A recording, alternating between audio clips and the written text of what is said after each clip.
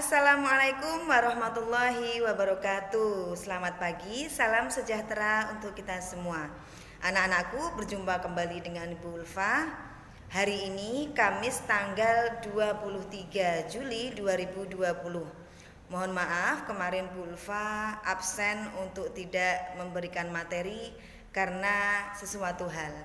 Nah, hari ini kita akan masih belajar tentang muatan pelajaran IPA dan tentang organ gerak pada manusia.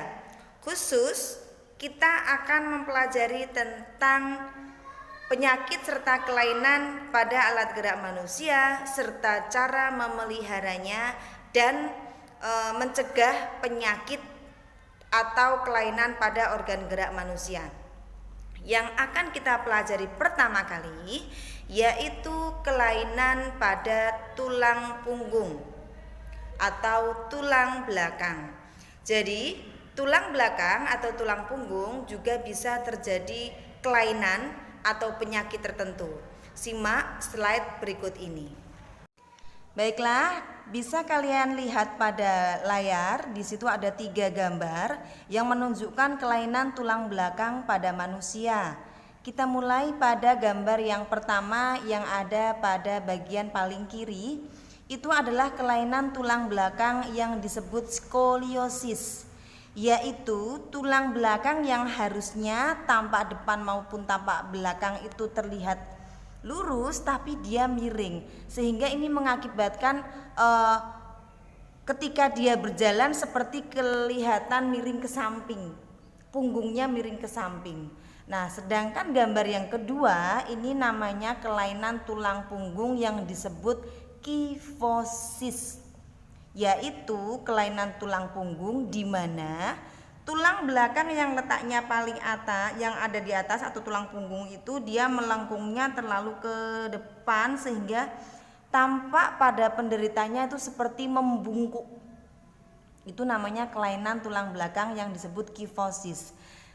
Kemudian gambar yang ketiga, gambar yang berada paling kanan, di situ adalah penderita lordosis, yaitu tulang belakang di mana penderitanya tampak seperti, kalau dalam bahasa Jawanya itu namanya dangak. Nah, tampak seperti dangak. Jadi dadanya terlalu membusung, karena sebenarnya bukan dadanya yang membusung, tulang belakangnya yang terlalu menekuk. Nah, jadi begitu ya anak-anak. Berikutnya kita juga akan mempelajari tentang penyakit yang dapat menyerang pada tulang. Kalian masih ingat kan bahwa organ gerak penting pada manusia yaitu 2. Yang pertama adalah tulang, yang kedua adalah otot. Nah, kita akan mempelajari kelainan dan penyakit yang menyerang tulang terlebih dahulu. Apa saja itu? Simak slide berikut ini. Penyakit yang menyerang tulang yang pertama tampak pada gambar di layar yaitu fraktura. Fraktura adalah kelainan atau penyakit pada tulang akibat benturan benda keras. Benturan itu bisa terjadi karena kecelakaan atau karena terjatuh. Benturan itu mengakibatkan tulangnya retak bahkan sampai patah. Fraktura sendiri terbagi menjadi 2, yaitu fraktura tertutup dan fraktura terbuka. Apa itu fraktura tertutup? Yaitu retak atau patah tulang yang tidak merusak jaringan kulit bagian luar. Jadi rasanya tulangnya tuh sudah patah, sudah retak, tapi tidak tampak dari luar karena tidak sampai merobek kulit. Sedangkan fraktura terbuka itu adalah patah tulang di mana tulang sampai menembus kulit bagian luar. Jadi tampak, tulangnya tampak menonjol ke bagian luar sampai merobek kulit, kelihatan tulangnya, itu namanya fraktura terbuka. Penyakit pada tulang yang kedua adalah osteoporosis. Kalian lihat pada layar tampak 2 gambar pada bagian kiri dan bagian kanan. Gambar yang sebelah kiri itu adalah penampakan jaringan tulang yang dipotong melintang pada tulang yang sehat. Jadi meskipun benar di dalam tulang kita itu ada rongga-rongganya, tetapi jaringan tulang yang sehat dengan jaringan tulang yang terkena osteoporosis itu berbeda. Tulang yang sudah kropos tampak pada gambar bagian sebelah kanan. Nah, tulang kropos biasanya diakibatkan karena kekurangan vitamin D, juga kekurangan kalsium. Nah, oleh sebab itu kamu rajin-rajin minum susu supaya asupan kalsiumnya tidak kekurangan.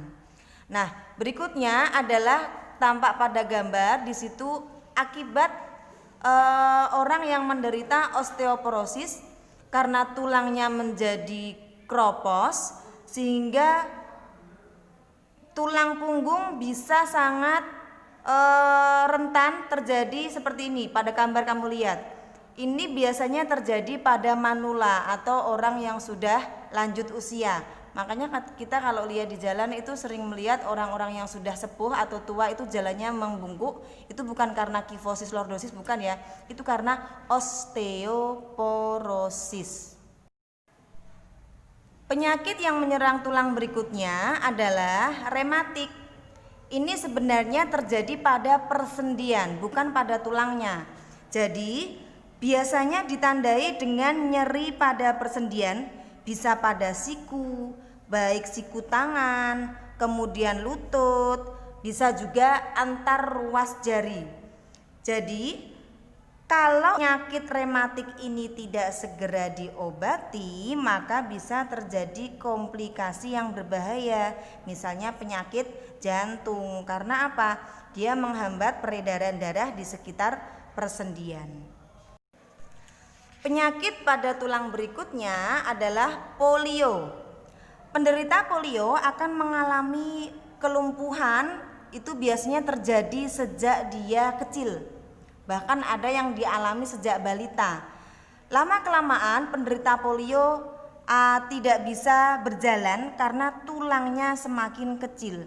Di sini tampak pada gambar penderita polio, kaki ukuran normal dengan kaki penderita polio berbeda. Karena tulangnya yang mengecil, bukan jaringan daging atau kulitnya yang mengecil, sehingga penderitanya akan mengalami kelumpuhan. Penyakit yang menyerang tulang yang terakhir adalah rakitis. Rakitis merupakan penyakit yang mengakibatkan terhambatnya pertumbuhan tulang. Biasanya rakitis diakibatkan karena kekurangan vitamin D dan sinar matahari pagi. Oleh sebab itu kita punya kebiasaan adik yang baru lahir itu sering dijemur di bawah sinar matahari pagi. Sebenarnya bukan hanya adik bayi saja yang harus berjemur di bawah sinar matahari pagi. Kita juga memerlukan sinar matahari pagi sebagai vitamin D alami untuk tulang kita. Nah, di situ penyakit rakitis memiliki tulang kaki yang lemah sehingga kemudian kakinya tampak seperti bengkok. Kalau pada gambar paling kiri itu adalah gambar kaki normal, sedangkan gambar yang tengah dan gambar yang kanan itu berbentuk seperti O serta berbentuk seperti X. Itulah gambar tulang kaki pada penderita rakitis. Berikutnya adalah kelainan yang menyerang otot. Jadi ternyata tidak hanya tulang saja yang bisa terkena penyakit, tapi otot pun bisa terjadi kelainan. Nah, penjelasannya kamu bisa saksikan pada slide berikut ini. Kelainan otot yang pertama adalah kesleo. Ini adalah yang umum terjadi pada kita. Kesleo merupakan salah satu penyebab gangguan pada otot yang sering terjadi, terlebih saat berolahraga dan beraktivitas berat. Kamu lihat pada gambar di situ, misalnya kamu terjatuh secara tiba-tiba tapi tidak sampai melukai tulang, namun demikian ototnya kemudian menjadi tegang. Nah, di situ cara mengatasi kesleo adalah dengan diistirahatkan ototnya, bagian yang kesleo, kemudian dikompres dingin, serta memposisikan bagian yang kesleo lebih tinggi. Lebih tinggi dari apa? Lebih tinggi dari posisi jantung. Jadi dia biar aliran darahnya turun. Kemudian mengganjal bagian tersebut dengan bantal. Paling utama yaitu istirahat ya. Kelainan otot yang kedua adalah hipertrofi otot, yaitu otot menjadi membesar dan menjadi lebih kuat karena sel otot diberikan kegiatan atau aktivitas yang terus-menerus secara berlebihan. Kamu lihat pada gambar, kalau bagian kanan itu adalah otot yang normal yang berwarna merah itu, sedangkan gambar yang sebelah kiri itu ototnya sudah mengalami pembesaran. Itu biasanya memang banyak sengaja dilakukan oleh para binaragawan. Kelainan otot yang ketiga adalah atrofi otot. Atrofi otot merupakan kebalikannya dari hipertrofi otot. Jadi atrofi otot itu justru ototnya mengecil, melemah, dan terjadi penurunan fungsi serta massa otot. Kamu lihat pada layar di situ sampai istilahnya dagingnya itu mengecil hingga tulang-tulangnya tampak dari luar. Kelainan otot yang berikutnya adalah stiff atau kaku leher.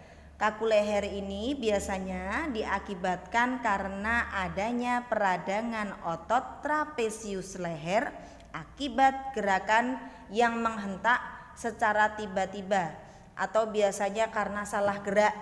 Nah, ini bisa mengakibatkan kaku leher. Jadi seperti tertarik, otot pada leher kita seperti tertarik. Kelainan otot yang terakhir yaitu tetanus.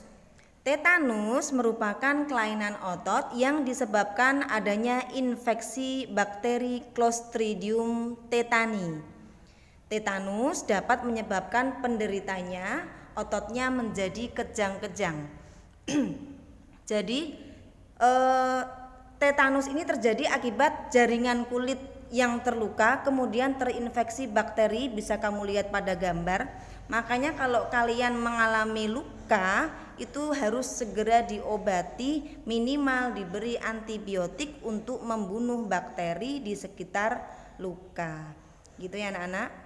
Bagaimana anak-anakku? Tadi sudah Bulfa jelaskan mengenai segala penyakit atau kelainan yang dapat menyerang tulang belakang, dapat menyerang tulang secara keseluruhan, dan kelainan yang dapat menyerang otot. Nah, lalu dengan mengetahui berbagai kelainan yang dapat menyerang anggota gerak kita, apa yang harus kita lakukan? Maka kita harus melakukan pencegahan. Dan bila sudah terlanjur, maka kita perlu melakukan pengobatan. Jika kalian yang sudah paling umum itu biasanya untuk menjaga kesehatan tulang itu dengan banyak minum susu, Bu.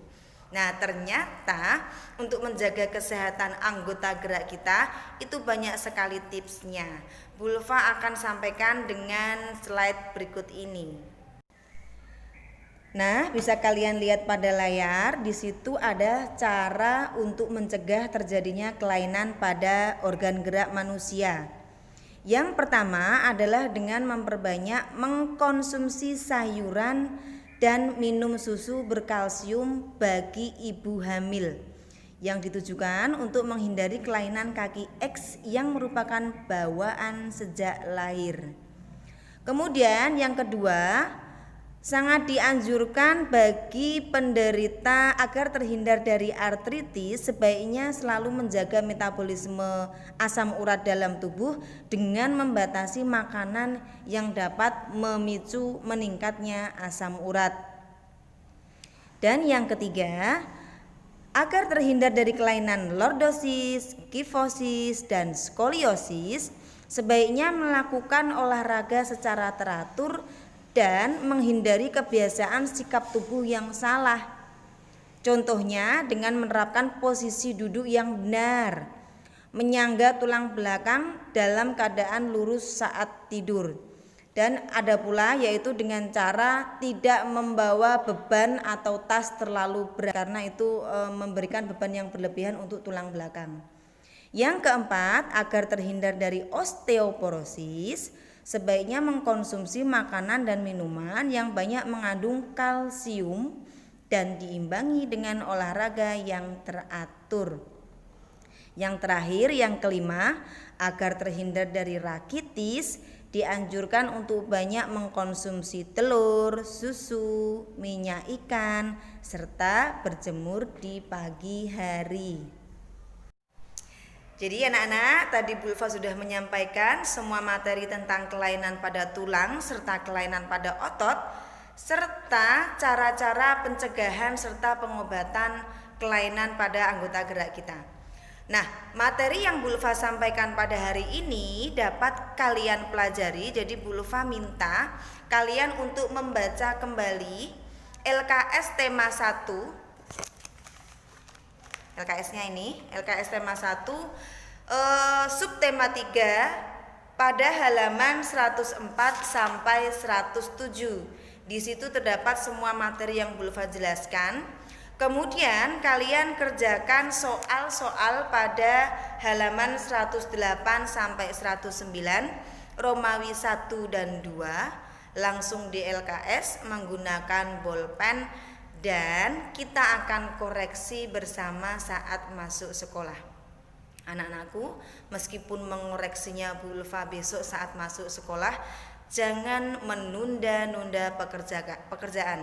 Langsung dikerjakan, bisa minta bantuan pada orang tua, bisa minta bantuan pada kakak, atau jika ada guru les juga bisa bertanya. Silakan, kalian bebas, karena ini memang tugas rumah sebenarnya.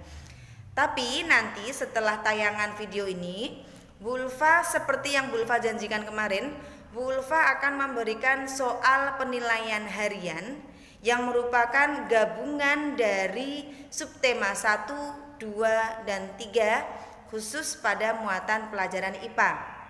Yaitu yang pertama kemarin tentang sistem gerak pada makhluk hidup, ada vertebrata, ada avertebrata. Yang kedua adalah alat gerak pada manusia, rangkanya mulai dari tengkorak hingga anggota gerak atas dan bawah dan sebagainya. Dan yang ketiga adalah yang kita pelajari hari ini. Nanti Bu Ulfa akan memberikan soal penilaian harian subtema 1 sampai subtema 3, dan hasil jawabannya nanti tolong kalian foto dan dikirimkan ke Bu Ulfa. Gitu ya anak-anak. Jadi kalau pekerjaan dari LKS tidak perlu difoto, tapi penilaian harian yang dikerjakan di buku tulis nanti difoto dan dikirimkan ke nomornya Bu Ulfa, karena akan Bu Ulfa masukkan sebagai nilai ulangan harian. Jadi cukup sampai di sini materi dari Bu Ulfa. Kurang lebihnya mohon maaf. Wabillahi taufik wal hidayah. Wassalamualaikum warahmatullahi wabarakatuh.